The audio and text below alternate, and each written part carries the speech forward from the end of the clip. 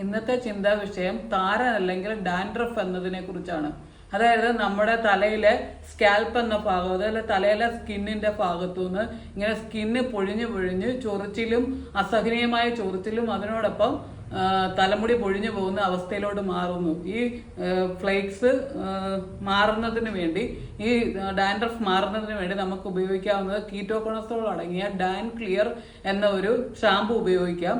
അതുപോലെ തന്നെ ധാത്രിയുടെ anti dandruff oil ഉപയോഗിക്കാം.